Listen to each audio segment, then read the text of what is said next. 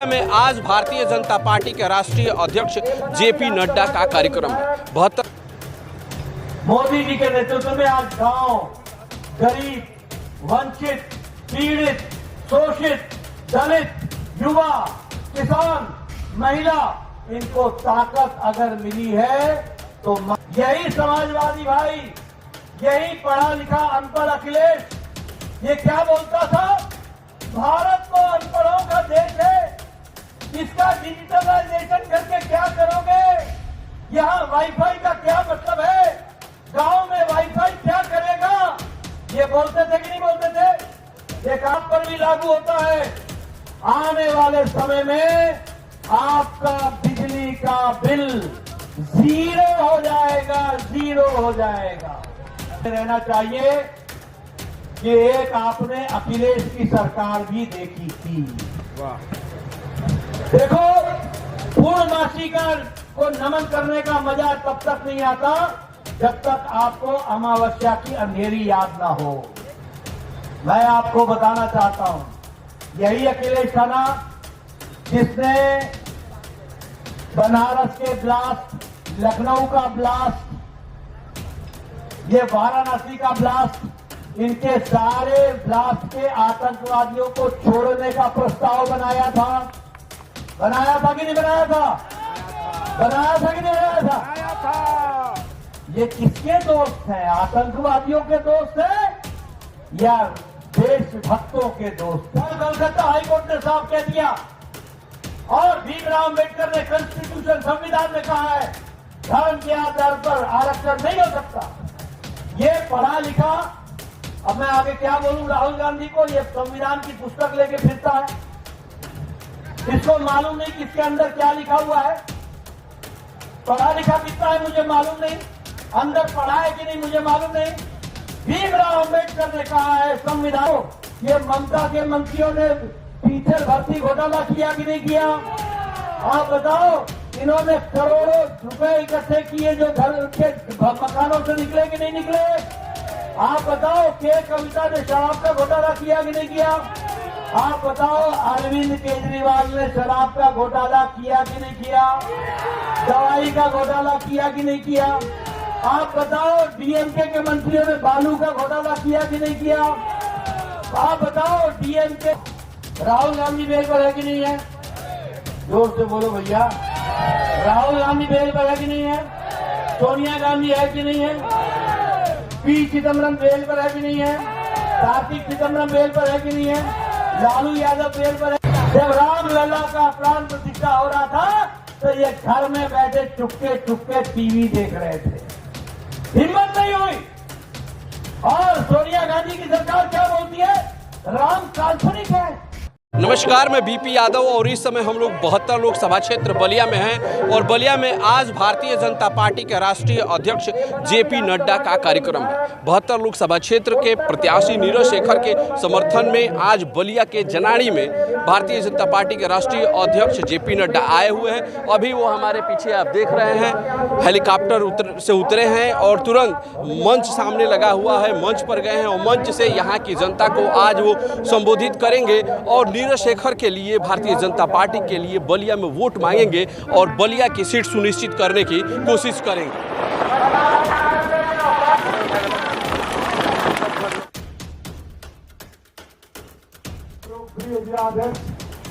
माननीय संजय यादव जी मंच पे विराजमान, हमारे छोटे भाई उत्तर प्रदेश सरकार में पूर्व मंत्री, पिपरा के विधायक रहे माननीय उपेंद्र तिवारी जी मंच पे विराजमान, विजय राजभर जी, सुनील राजभर जी, हीरा लाल जी, प्रसन्न सिंह राजभर जी, अखिलेश पासवान जी, रविंद्र पटेल जी, सुरेंद्र पटेल जी, विधानसभा अध्यक्ष धर्मेंद्र जी सहित सभी का हम स्वागत अभिनंदन करते हुए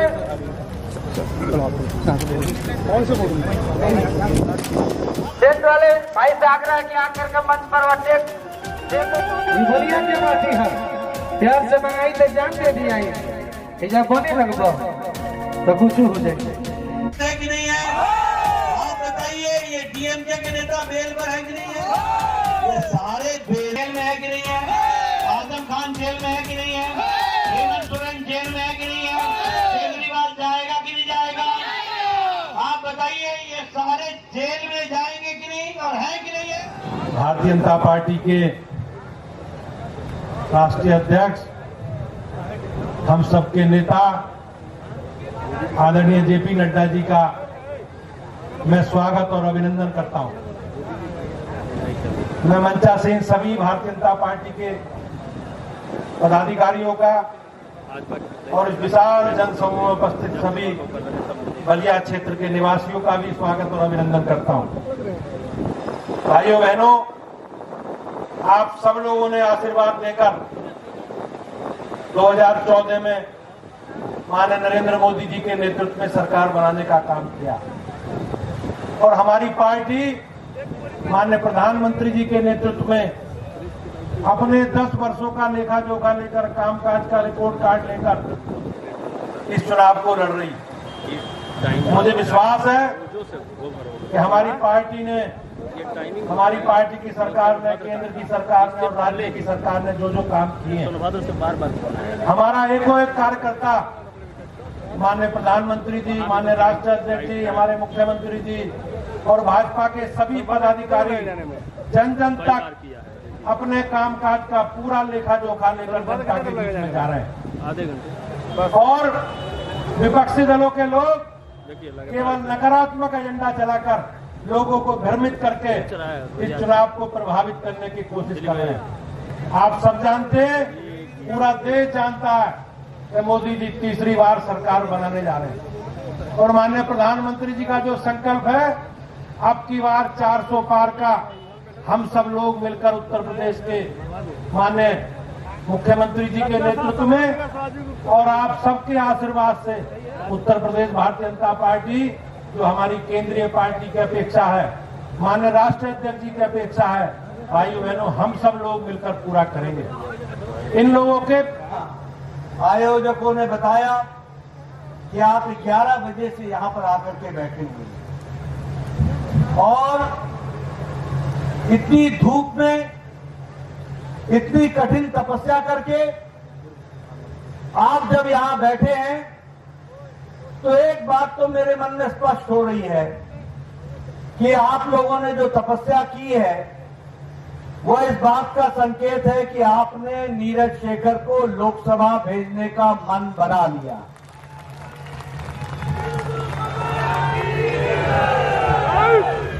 इसलिए यहां बैठे हर व्यक्ति को, हर माता को, हर बुजुर्ग को मैं नमन भी करता हूं और उनके इस अटल विश्वास के लिए भी उनको मैं बधाई देता हूं। लेकिन साथ ही साथ मैं उनसे निवेदन भी करता हूं, क्योंकि आपने तो मन बना लिया, लेकिन आपको अपने पड़ोसियों का, अपने गांव वालों का, अपने इलाकों का, अपने रिश्तेदारों का, अपने इलाके के रहने वाले सज्जन वृंद का, उनको भी आपको मेरा संदेश पहुंचाना है और उनसे भी निवेदन करना है कि यह चुनाव सिर्फ नीरज शेखर का चुनाव नहीं है। यह चुनाव सिर्फ नीरज शेखर को सांसद बनाने का चुनाव नहीं है। यह चुनाव नीरज शेखर के माध्यम से माननीय मोदी जी के 2047 के विकसित भारत के संकल्प को पूरा करने का चुनाव है। इसको हमको याद रखना चाहिए और इसीलिए हम भी ये कह सके, जिनकी उम्र आज 60 है वो उस समय 75 पार होंगे, बुजुर्ग होंगे, जो नौजवान है वो मध्य उम्र के हो जाएंगे, तब आपको याद आएगा कि हाँ, आपकी भी उंगली ने कमल का बटन दबाया था और विकसित भारत के संकल्प को साकार करने का, नींव रखने का भी काम आपने किया था। और इसीलिए इस ऐतिहासिक मौके को हम 1 तारीख को जाया नहीं जाने देंगे, ये विश्वास लेकर के हमको जाना है। मैं यहां एक बात और भी आपसे करना चाहता हूं मित्रों, चाहे मंच पर बैठे लोग हों, चाहे सामने बैठे लोग हों, ये सब लोग ऐसे हैं जिन्होंने 30-40 साल राजनीति को देखा और कम से कम 20 साल तो देखा ही है। मैं बार बार बोलता हूं, यह हमारा सौभाग्य है कि भारत के यशस्वी प्रधानमंत्री मोदी जी के नेतृत्व में भारत का भाग्य ही नहीं बदला, भारत के भाग्य के साथ साथ भारत की राजनीति की संस्कृति भी बदल गई है। इसको भी हमको समझना चाहिए। आज राजनीति की परिभाषा बदल गई, आज राजनीति का तौर तरीका बदल गया, आज राजनीति का रंग ढंग बदल गया, आज राजनीति की संस्कृति बदल गई। 10 साल पहले आप सब लोग और भारत का साधारण मानवी, भारत का साधारण नागरिक, भारत का साधारण व्यक्ति यह मन में ले बैठा था कि राजनीति से कुछ बदलने वाला नहीं है, ये ऐसे ही चलेगा, हमारा देश पिछड़ गया है, हम भ्रष्टाचारी देशों में कहलाने लगे हैं, हमारा कुछ नहीं बदलने वाला है, ये तो ऐसे ही चलेगा। इस उदासीन मानसिकता में भारत का साधारण आदमी 10 साल पहले जी रहा था। लेकिन आज 10 साल में ये अंतर मोदी जी लेकर के आए हैं कि आज भारत का साधारण मानवी भी कहता है भारत बदल गया है और आगे भारत बदलेगा और विकसित भारत बन करके रहेगा। इस संकल्प के साथ खड़ा होगा। ये बदलता भारत है, ये बदलती तस्वीर है।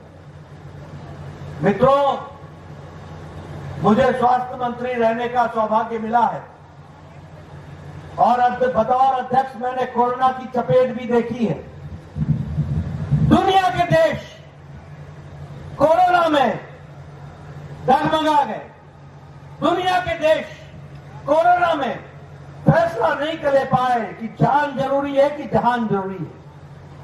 दुनिया के देश ये फैसला नहीं ले पाए कि मानवता जरूरी है कि अर्थ जरूरी है।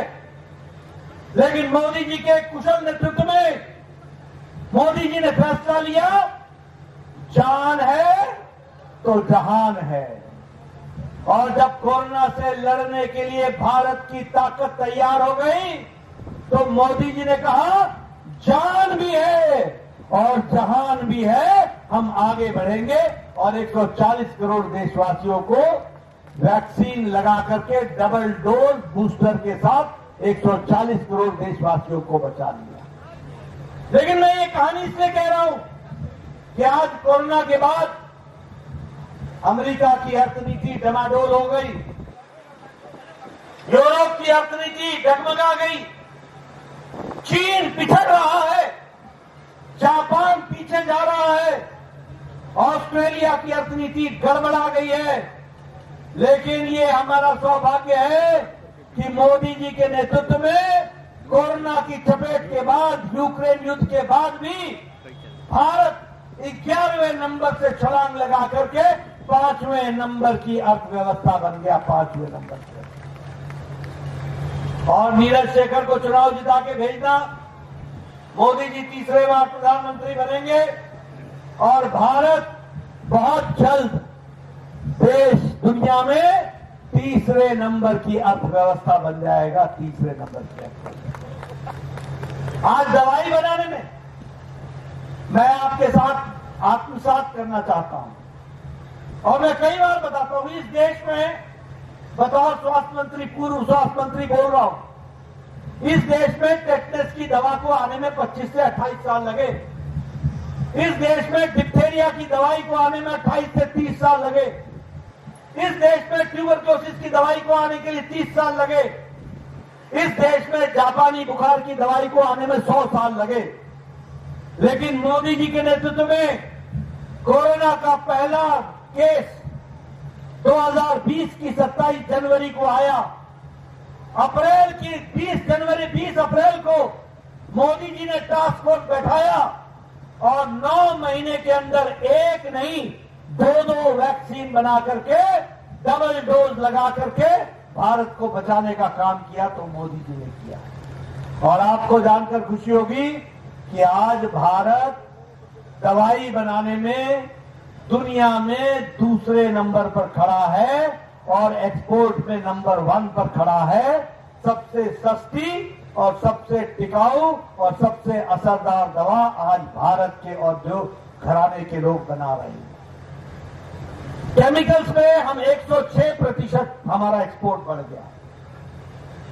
हमारा स्टील में, इस्पात में हम दूसरे नंबर पर आकर के खड़े हो गए। मोबाइल बनाने में भारत 97% मोबाइल आज भारत बना रहा है। ये आपके हाथ में मोबाइल है।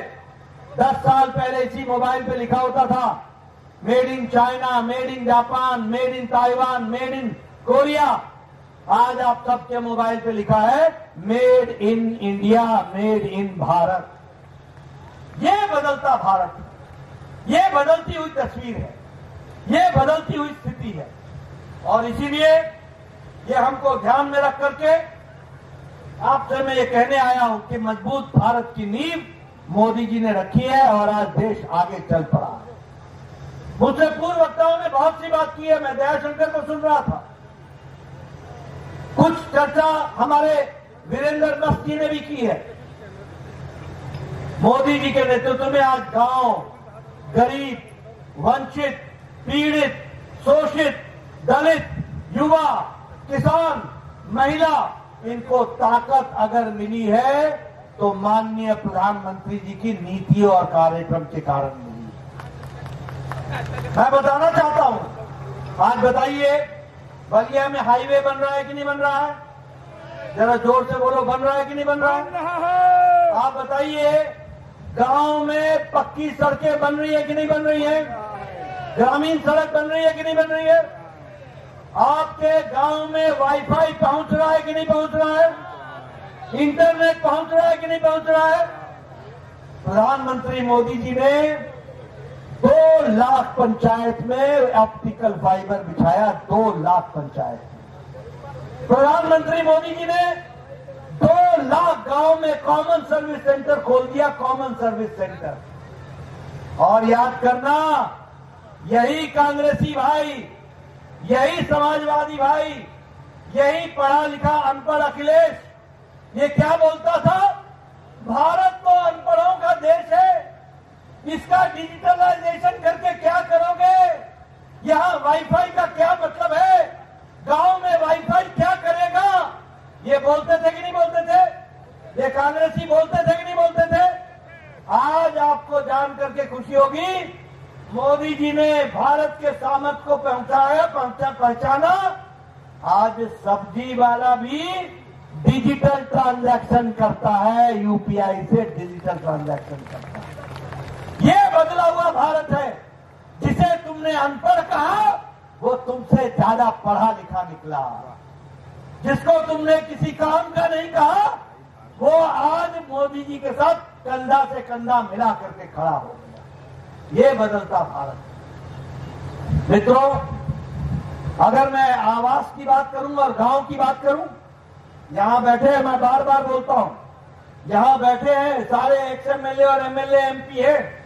ये भरत सिंह से लेकर के वीरेंद्र कुमार जी से लेकर के उपेंद्र जी से लेकर के सब लोग, नंद जी से लेकर सबसे पूछिए 10 साल पहले, 15 साल पहले क्या होता था? मैं 1993 में एमएलए बन गया। 1993 में मेरे इलाके में मेरा बीडीओ, ब्लॉक डेवलपमेंट ऑफिसर आके बोला करता था, नड्डा साहब आपको एक खुशखबरी सुनानी है। मैं कहता था सुनाओ। तो बोलता था बीडीओ, नड्डा जी आपको इंदिरा आवास योजना में इस साल एक पंचायत में 2 घर मिले हैं, बताइए किनको किसको दूं? मैं कहता था 1 अनार 100 बीमार। मैं 2 इंदिरा आवास योजना को लेके क्या करूंगा? तू ही रख ले, तू ही बांट ले इसको, मैं तो नहीं बांट सकता। आज मोदी जी ने प्रधानमंत्री आवास योजना में 4 करोड़ घर बना करके दिए। 4 करोड़ घर। बोलो अंतर आया कि नहीं आया? आप बताइए, एक एक पंचायत में आज 50-50 मकान बन रहे हैं कि नहीं बन रहे हैं? अधिक बन रहा है, 50 से भी अधिक मकान बन रहा है। ये फर्क है, ये अंतर है, ये गांव को ताकत दी गई। और कैसा घर बना है, drawing room, bedroom, kitchen, kitchen में सिलेंडर और सिलेंडर के साथ टॉयलेट और टॉयलेट के साथ कोर्टयार्ड। ये 4 करोड़ मकान बने हैं। मोदी जी को तीसरी बार प्रधानमंत्री बनाना है, बलिया को अपनी भागीदारी सुनिश्चित करनी है। अगले 5 साल में 3 करोड़ घर और बनेंगे, ये भी आप नोट कर लीजिए, 3 करोड़ घर। और एक बात और नोट कर लीजिए, वो आप सब पर भी लागू होता है, आप पर भी लागू होता है। आने वाले समय में आपका बिजली का बिल 0 हो जाएगा, 0 हो जाएगा, बिजली मुफ्त हो जाएगी।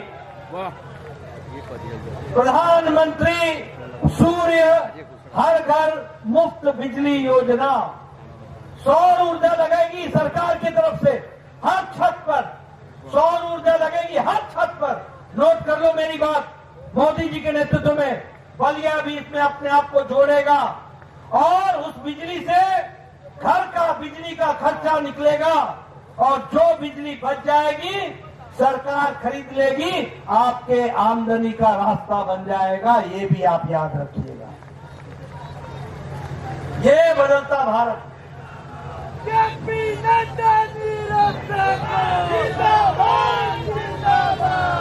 ये बदलता भारत, ये बदलती तस्वीर, इसको हमको ध्यान में रखने की आवश्यकता है। मैं यहां ये भी आपको बताना चाहता हूं कैसे देश बदलता है और कैसे दुनिया बदलती है और कैसे लोगों की जिंदगी बदलती है।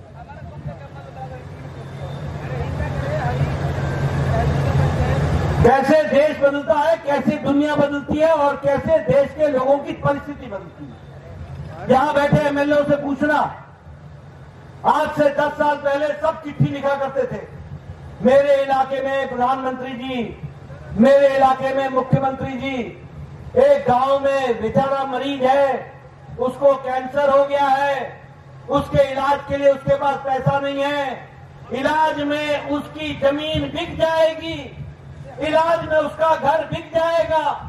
मेरे इलाके में एक मेरा वोटर है, उसको बाईपास होना है, उसके पास इलाज का पैसा नहीं है, उसके इलाज में उसका खेत बिक जाएगा। कृपया 1.5 लाख 2 लाख देने की अनुशंसा करिए। ये समय था कि नहीं था? बोलो, था कि नहीं था? और जब 1.5 मांगते थे तो 75 मिलता था, 2 मांगते थे तो 1 मिलता था, 3 मांगते थे तो 1.5 मिलता था। ताकि हम जनता से इकट्ठा करते थे, तब किसी की जिंदगी बचाते थे। जब मैं स्वास्थ्य मंत्री बना, मोदी जी ने कहा, नड्डा कुछ बड़ा सोचो, हमें गरीब लोगों के लिए कुछ करना है। और आज मैं आपको बताना चाहता हूं, आयुष्मान भारत दुनिया का सबसे बड़ा स्वास्थ्य का कार्यक्रम है। आयुष्मान भारत दुनिया का, जब मैं दुनिया के मंचों पर जाके बोलता था तो सारे चकरा जाते थे, इतना बड़ा प्रोग्राम, 10 करोड़ 74 लाख परिवार, इतनी तो कई देशों की आबादी नहीं है। 10 करोड़ 74 लाख परिवार, 50 करोड़ लोग। और कौन है ये लोग? मैं बार बार बोलता हूं, गरीब लोग, रिक्शा वाला, ठेला वाला, रेड़ी वाला, सब्जी वाला, बस का ड्राइवर, बस का कंडक्टर, बस का क्लीनर, ट्रक का driver, auto rickshaw driver, taxi driver, building में काम करने वाला लिफ्टमैन, सिक्योरिटी मैन, कूड़ेदान से कूड़ा इकट्ठा करने वाला, सैलून में बाल काटने वाला, ऐसे गरीब लोगों को गंभीर बीमारी के इलाज के लिए मोदी जी ने 5 लाख रुपए सालाना हेल्थ का कवर दिया। 5 लाख रुपए। बोलो बोलो, उनकी जिंदगी बदली है कि नहीं बदली है? आज 365 करोड़ रुपए इस पर खर्च हो गए। 365 करोड़ लोगों को 365 करोड़ का इलाज हो चुका है। और मैं ये भी बताना चाहता हूं आपको, मेरी बात नोट कर लेना मित्रों, नीरज शेखर को चुनाव जिता के भेजना, बलिया की हिस्सेदारी सुनिश्चित करना। आने वाले समय में मोदी जी की तरफ से आपको एक संदेश है कि इस देश का कोई भी भाई जिसकी उम्र 70 साल से ऊपर की है या जिसकी उम्र 70 साल से जब भी ऊपर होगी, कोई भी बहन जिसकी उम्र 70 साल से ऊपर की होगी, कोई भी माता जिसकी उम्र कल 70 साल से ऊपर की होगी, जिस किसी की भी 70 साल से ऊपर की उम्र होगी, किसी भी जाति की, किसी भी धर्म की, किसी भी इलाके की, और सबसे बड़ी बात है कि किसी भी आमदनी के कैटेगरी में हो, अमीर हो या गरीब, सबको मोदी जी की तरफ से आयुष्मान भारत का 5 लाख रुपए का कार्ड मिलेगा। 5 लाख सालाना। बोलो, बदलता भारत है कि नहीं है? बदलता भारत है कि नहीं है? इसलिए गांव, गरीब, वंचित, पीड़ित, शोषित, दलित, महिला, सबकी चिंता की गई, सबको जोड़ने का काम किया। महिलाओं के लिए अगर हमने 10 करोड़ गैस का कनेक्शन दिया, जिसकी शुरुआत मोदी जी ने इसी पावन धरती बलिया से शुरू की थी, आज मैं आपको बोलने आया हूं, अब सिलेंडर नहीं होगा, अब सस्ती गैस पाइप से आपके घर में पहुंचेगी, इसकी भी व्यवस्था की जाएगी। इस तरीके से काम होगा। मित्रों, हम सब लोगों को ये ध्यान में रखना चाहिए कि किस तरीके से विकास को आगे बढ़ाया गया। और मोदी जी ने चाहे सड़क हो, हाईवे हो, रेलवे हो, रेलवे में उत्तर प्रदेश का बजट 19 गुना बढ़ा दिया गया, 19 गुना बढ़ा दिया गया प्रधानमंत्री जी की तरफ से। उसी तरीके से एयरपोर्ट्स, आज डबल एयरपोर्ट बन रहा है। अयोध्या में इंटरनेशनल एयरपोर्ट बन गया, अभी मैं खुशीनगर आया, वहां एयरपोर्ट बन गया। हर एक जगह नेशनल और इंटरनेशनल एयरपोर्ट बन रहा, सेवर में एयरपोर्ट बन रहा। इसलिए उत्तर प्रदेश, जो कल तक बीमारू राज्य था, आज अग्रगणी राज्यों में खड़ा उत्तर प्रदेश है। इस बात को भी हमको ध्यान में रखना चाहिए। और ये अब उत्तर प्रदेश उत्तम प्रदेश जो बढ़ रहा है, उस तरफ आगे बढ़ रहा है, इसको हमको समझना चाहिए। इसलिए मित्रों, मैं आपसे निवेदन करने आया हूं कि आज बलिया की भी तस्वीर बदली है, यहां भी हाईवेज बन रहे हैं, यहां भी विकास हो रहा है, नए नए इंस्टीट्यूशन आने की तैयारी है, और माताएं, बहनें, बुजुर्ग सबकी चिंता की जा रही है। लेकिन मैं जब उत्तर प्रदेश में आया हूं तो आपको ये भी बताना चाहता हूं कि एक तरफ तो विकास की तरफ आगे बढ़ने का काम मोदी जी के नेतृत्व में और योगी जी के नेतृत्व में उत्तर प्रदेश कर रहा है, लेकिन दूसरी तरफ आपको ये भी ध्यान में रहना चाहिए कि एक आपने अखिलेश की सरकार भी देखी थी। देखो, पूर्णमासी को नमन करने का मजा तब तक नहीं आता जब तक आपको अमावस्या की अंधेरी याद ना हो। उजाले का मजा तब तक नहीं आता जब तक आपको अंधेरे की त्रासदी ना पता हो। मैं आपको बताना चाहता हूं, यही अखिलेश था ना जिसने बनारस के ब्लास्ट, लखनऊ का ब्लास्ट, ये वाराणसी का ब्लास्ट, इनके सारे ब्लास्ट के आतंकवादियों को छोड़ने का प्रस्ताव बनाया था। बनाया था कि नहीं बनाया था? बनाया था कि नहीं बनाया था? ये किसके दोस्त हैं? आतंकवादियों के दोस्त हैं या देशभक्तों के दोस्त हैं? ये देशद्रोहियों के दोस्त हैं।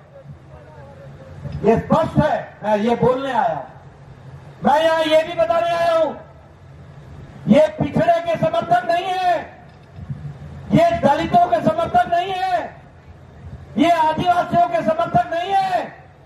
ये आदिवासियों के आरक्षण पर, दलितों के आरक्षण पर और पिछड़ा वर्ग के आरक्षण पर डाका डाल करके धर्म के नाम पर आरक्षण लाना चाहते हैं। धर्म के नाम पर आरक्षण बोलो, ऐसे लोगों को आने दोगे क्या?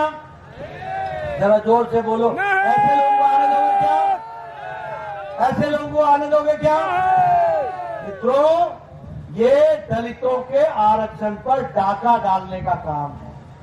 ये आदिवासियों के आरक्षण पर डाका डालने का काम है और ये पिछड़ों के आरक्षण पर डाका डालने का काम है।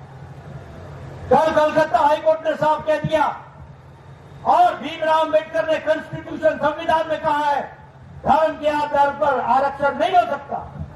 ये पढ़ा लिखा, अब मैं आगे क्या बोलूं राहुल गांधी को, ये संविधान की पुस्तक लेके फिरता है, इसको मालूम नहीं किसके अंदर क्या लिखा हुआ है। पढ़ा लिखा कितना है मुझे मालूम नहीं, अंदर पढ़ा है कि नहीं मुझे मालूम नहीं। भीमराव अंबेडकर ने कहा है संविधान के अंदर धर्म के आधार पर आरक्षण नहीं होगा, और ये पिछले दरवाजे से आपके आरक्षण पर डाका डाल करके धर्म पर आरक्षण लाना चाहते हैं।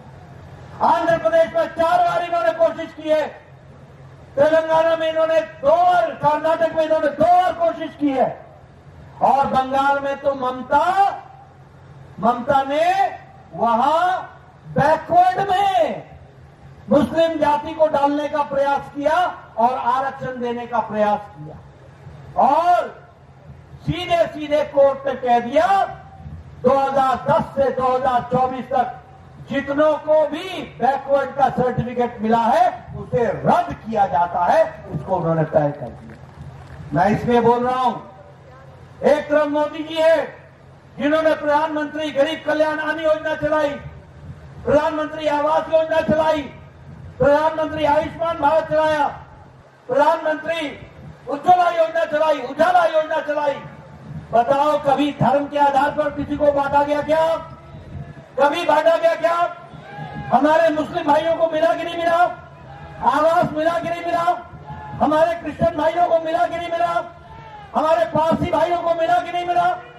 10 साल अथक प्रयास करके मोदी जी ने सबका साथ, सबका विकास, सबका विश्वास, सबका प्रयास, सबका मंत्र को लेकर के चले, और ये घमंडिया गठबंधन, ये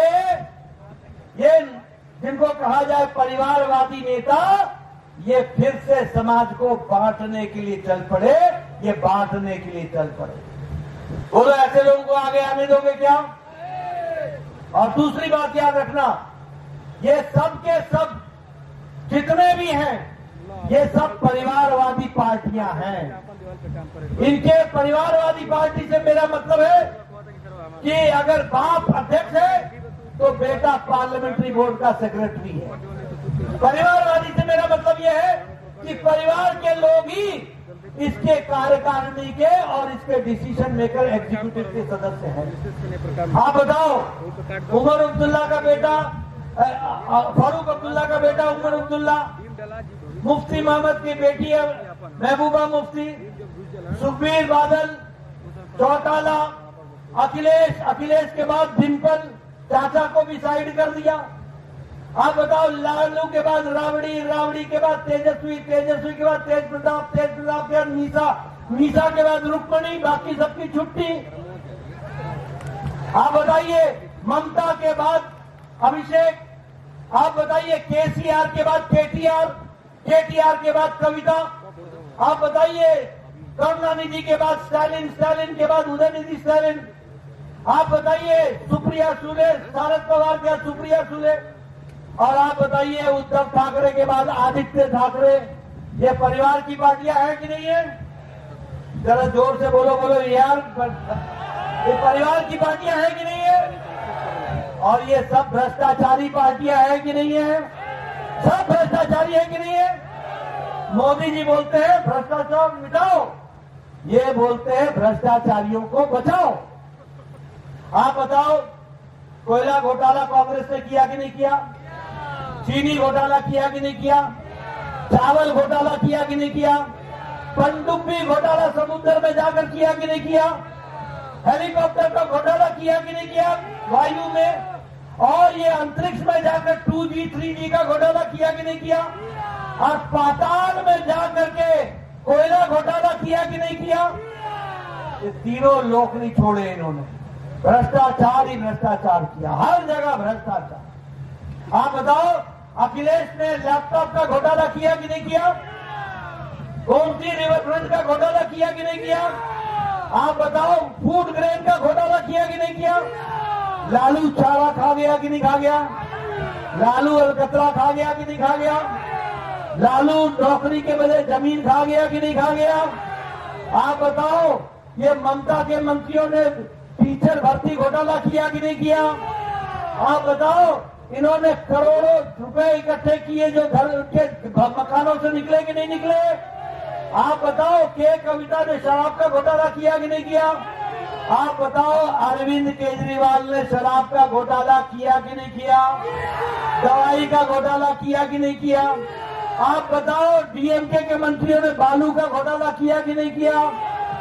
आप बताओ, डीएमके के परिवार ने अपनी आमदनी से ज्यादा धन इकट्ठा किया कि नहीं किया? ये सारे भ्रष्टाचारी लोग, ये भ्रष्टाचारियों का जमावड़ा, ये भ्रष्टाचारियों का टोला, ये इंडी गठबंधन है, ये घमंडिया गठबंधन है। और इसलिए मैं आपको बताना चाहता हूं, आप बताओ, राहुल गांधी बेल पर है कि नहीं है? जोर से बोलो भैया। राहुल गांधी बेल पर है कि नहीं है? सोनिया गांधी है कि नहीं है? पी चिदम्बरम बेल पर है कि नहीं है? कार्तिक चिदम्बरम बेल पर है कि नहीं है? लालू यादव बेल पर है? जब रामलला का प्राण प्रतिष्ठा हो रहा था तो ये घर में बैठे चुपके चुपके टीवी देख रहे थे, हिम्मत नहीं हुई। और सोनिया गांधी की सरकार क्या बोलती है? राम काल्पनिक है, एफिडेविट देती है कोर्ट में, राम काल्पनिक है, इसका ऐतिहासिक आधार नहीं है, इसका वैज्ञानिक आधार नहीं है। बोलो, राम काल्पनिक है क्या? राम काल्पनिक है क्या? राम हमारे आस्था का विषय है। करोड़ों लोग राम के साथ अपने आप को जोड़ते, करोड़ों लोग। बोलो, ये राम विरोधी है कि नहीं है? आप बताइए, ये सनातन विरोधी है कि नहीं है? ये क्या बोलते हैं? सनातन डेंगू है, ये बोलते हैं सनातन मलेरिया है, ये बोलते हैं सनातन HIV एड्स है। बोलो, ये सब सनातन विरोधी है कि नहीं है? और ये राष्ट्र विरोधी भी हैं। ये अफजल, जो पार्लियामेंट का मास्टरमाइंड था अटैक का, उसके साथ जाके राहुल गांधी खड़ा हो जाता है, कहता है कि ये हमारे साथी है और MP का टिकट देता है चुनाव लड़ने के लिए। बताओ, ये राष्ट्रद्रोही काम है कि नहीं है? तो ये राष्ट्रद्रोही भी है, राम विरोधी भी है, और ये सनातन विरोधी भी। इसलिए इनको घर में बैठाना जरूरी है और नीरज शेखर को आगे लाना जरूरी है। इसके लिए हमको काम करना। और इसीलिए मैं आपसे निवेदन करना चाहता हूं, नीरज भाई मेरे साथ इन्होंने राज्यसभा में लंबे समय तक काम किया है, नौजवान है, राजनीति को जानकार है, लोकसभा में भी रहे हैं 2 बार और राज्यसभा में भी 2 बार रहे हैं, और इस बार फिर से लोकसभा में जा रहे हैं। तेज तर्रार नेता है, इनको आपका आशीर्वाद चाहिए और ये आगे बढ़ेगी। बोलो बोलो, दिल्ली भेजोगे ना? 1 तारीख को बटन दबाओगे ना? जरा जोर से बोलो, 1 तारीख को बटन दबाओगे ना? 1 नंबर को 1 नंबर पहुंचाओगे ना? बोलो, फिर एक बार, फिर एक बार, फिर एक बार, अब की बार, अब की बार, अब की बार। बहुत बहुत धन्यवाद।